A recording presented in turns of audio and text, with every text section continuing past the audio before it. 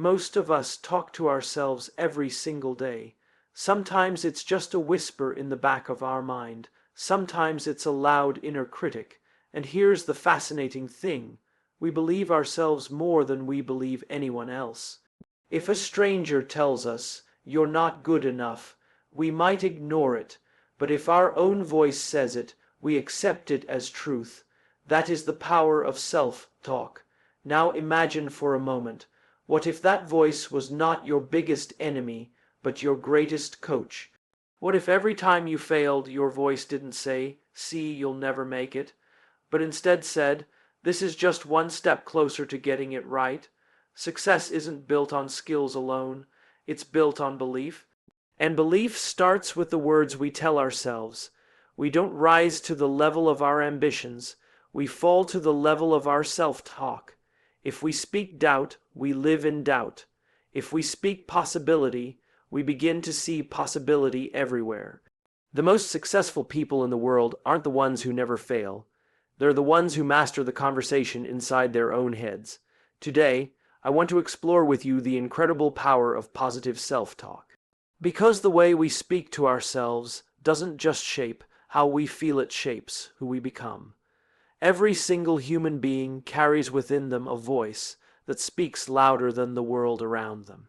It is the voice we wake up to, the one that whispers before we fall asleep, and the one that never really leaves us.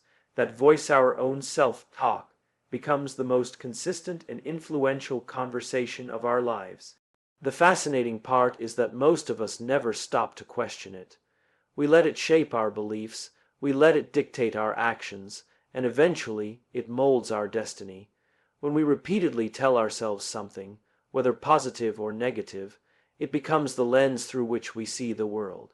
If that inner voice says, "I can't," the brain starts collecting evidence to prove it true. If that inner voice says, "I can," the brain begins to find possibilities that align with that belief. The words you speak to yourself are not harmless background noise. They are the foundation of your belief system. Think of it this way. A foundation determines the strength of any building. A weak foundation cannot hold up even the most beautiful structure. In the same way, if our inner voice is built on doubt, fear, or negativity, no matter how hard we try to build skills, relationships, or careers, everything eventually cracks under pressure.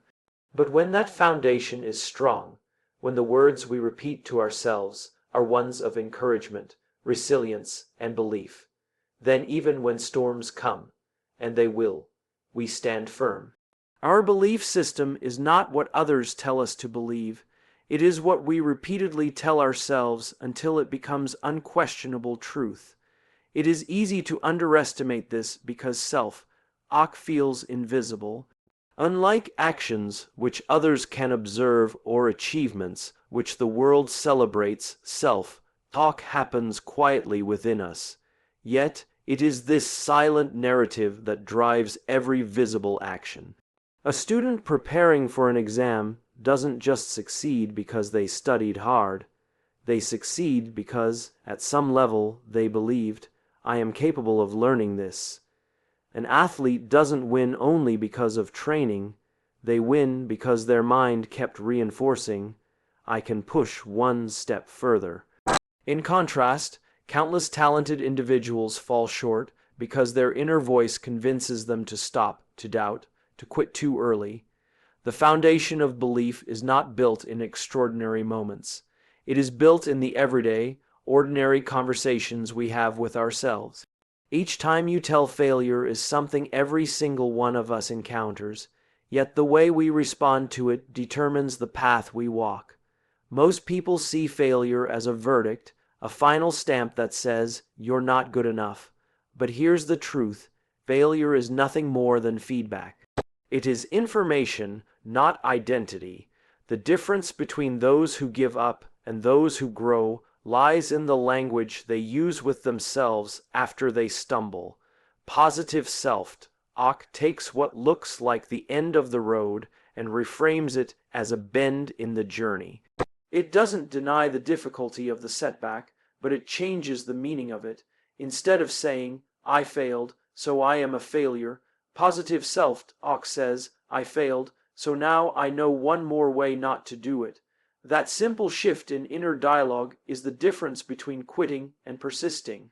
Think about Thomas Edison, who famously said, I have not failed. I've just found 10 ways that won't work. What he demonstrated was not just resilience, but the power of reframing. Every experiment gone wrong could have been an excuse to give up, but his inner conversation turned it into valuable information. He spoke to himself in a way that transformed discouragement into direction. And because of that, the world received the gift of electric light. If Edison's inner dialogue had been filled with negativity, his story might have ended before it even began. Positive self-talk was not simply optimism for him, it was fuel for persistence. The human brain is naturally wired to protect us from pain, and failure feels painful. That's why our first instinct is often to stop trying after a setback. But the role of positive self-talk is to interrupt that instinct. When the mind says, this hurts, avoid it. Self-talk can counter with, this hurts, but it's making me stronger. Athletes know this well. When they train, their bodies ache, their muscles burn, and yet they push on because they tell themselves, this pain means progress. That dialogue doesn't remove the challenge. It transforms the challenge into growth. In the same way, setbacks in life, whether in business, relationships, or personal goals, become powerful teachers when our self-talk frames them as lessons. Without that mindset, failure feels permanent. With it, failure becomes temporary, even necessary. Every entrepreneur who has ever built something meaningful has stories of rejection, mistakes, and false starts. The ones who succeed are not those who never fail, but those whose inner voice refused to label failure as the end. Their self-talk consistently reframed each setback as feedback, guiding them toward a better way. Positive self-talk doesn't mean ignoring reality or pretending everything is fine. It means giving yourself the language of hope and growth when reality feels heavy. It is about shifting the question from why did this happen to me to what can this teach me. That shift allows us to continue moving forward with purpose rather than getting stuck in self-doubt. The truth is, every setback carries within it the seed of an opportunity, but we only see it if we choose to speak to ourselves in a way that looks for growth. Would you like me to continue the same *** style and flow for Keynote 3-6 expansions *** as well? When we look at people who achieve extraordinary success, it is tempting to assume that their results are purely the outcome of talent, intelligence, or luck. Yet when you peel back the surface and listen to their stories, you begin to realize that their real advantage lies in something far less visible but far more powerful, their inner dialogue. Success is not just about talent, it's about the conversation we hold with ourselves when no one else is listening. A brilliant person who constantly tells themselves they are not capable will rarely step into opportunities. On the other hand, an ordinary individual who feeds themselves encouragement, confidence, and possibility will often achieve more simply because they dare to act when others hesitate. Talent may open the door, but belief is what gives you the courage to walk through it. Consider how often we are faced with moments of uncertainty, an interview, a presentation, a bold idea that could change everything. In these moments, skills and preparation matter, but the deciding factor is usually the voice inside our head. That inner voice can either whisper, "You're going to mess this up," or it can affirm, "You've got this, you're ready." Whichever message we repeat to ourselves becomes the script we perform. The reality is, most of us sabotage our potential not because of lack of ability, but because of the destructive stories we keep telling ourselves. Positive self-talk rewrites that story, and by doing so, it fuels persistence. Persistence is not a natural gift that some people are simply born with. It is the outcome of a reinforced belief system. Every time we tell ourselves, I can keep going, even in the smallest struggles, we strengthen the muscle of perseverance. And just like any muscle, the more we use it, the stronger it becomes. Success requires pushing through repeated obstacles, and the only way to do that consistently is to have an inner voice that encourages rather than discourages. If our self-talk is negative, every challenge feels like proof we should quit. If our self-talk is positive, every challenge feels like proof we are closer to breaking through. This is why two people with equal talent can have completely different outcomes. One listens to their inner critic and plays small. The other listens to their inner coach and takes bold action. Over time, those choices compound. The one who plays small remains stuck in cycles of fear and hesitation, while the one who talks themselves into persistence builds momentum, confidence, and eventually success. Positive self-talk acts as the bridge between potential and performance. It does not give us abilities we don't already have. It activates the ones we do. The way we speak to ourselves during setbacks matters most. Anyone can be positive when things are going well. The true test of inner dialogue comes when things fall apart. At that point, if your self-talk says, "This proves you're not good enough," it erodes the very energy needed to try again. But if your self-talk says, "This is tough, but you've been through worse, keep moving," then persistence is renewed. Success is not a straight path. It is filled with twists, blocks, and detours.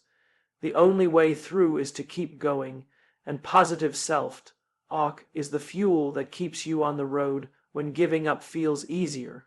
Would you like me to also expand Keynote 4 now in the same rhythm and tone or do you prefer all 6 in one go? When we think about respect, we often frame it as something that comes from the outside, what others choose to give us, how society perceives us, or how colleagues and friends respond to our presence. But respect begins long before it reaches the external world. It begins in the way we treat ourselves, and that treatment is most clearly revealed in the way we talk to ourselves. The inner dialogue we carry does not stay hidden. It shapes our posture, our tone, our choices, and eventually, how others respond to us. The way you speak to yourself determines how others perceive and respect you.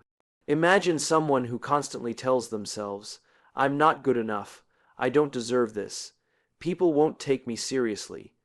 Without even realizing it, that person will carry themselves with hesitation, avoiding eye contact, speaking softly, or holding back from opportunities. It is not arrogance they lack, it is a healthy inner narrative that fuels self-respect.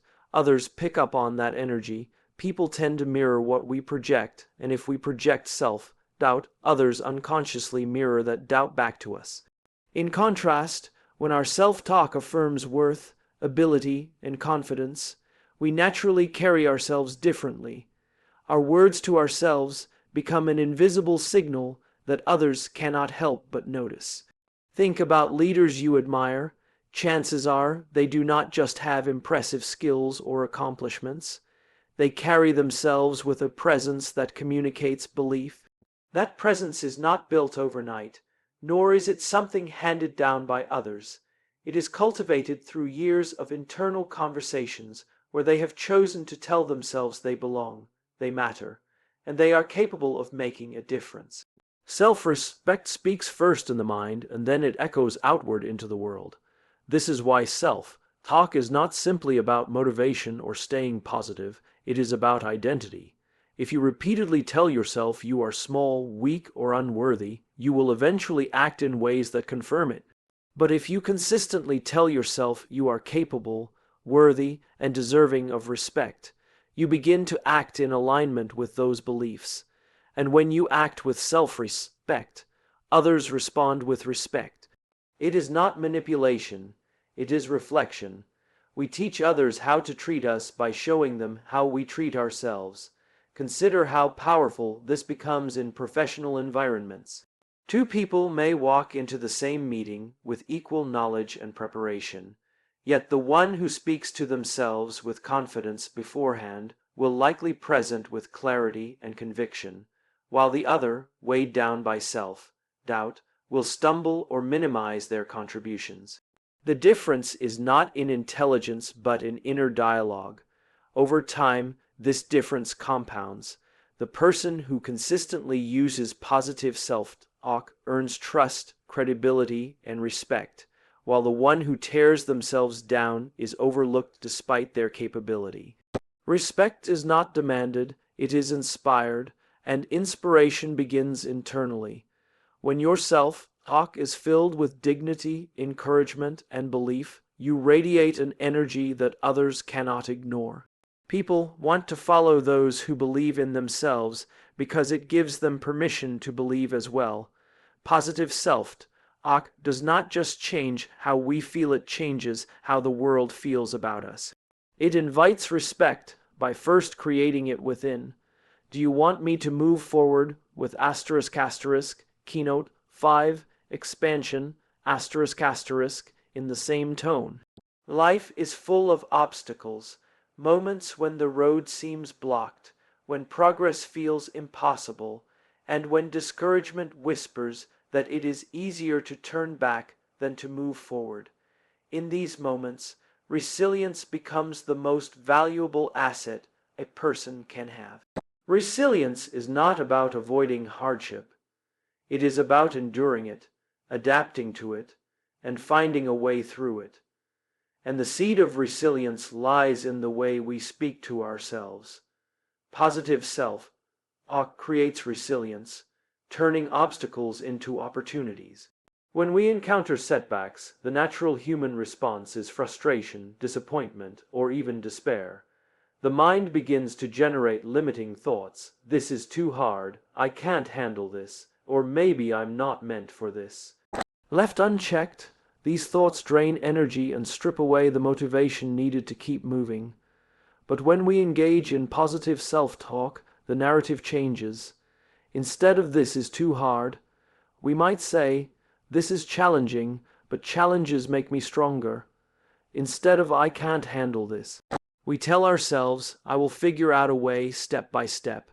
That subtle but powerful shift doesn't remove the obstacle, but it changes the way we interact with it. Suddenly, what looked like a dead end becomes an opportunity to grow, to learn, to develop new strategies. Think of the stories of people who have accomplished great things despite unimaginable difficulties.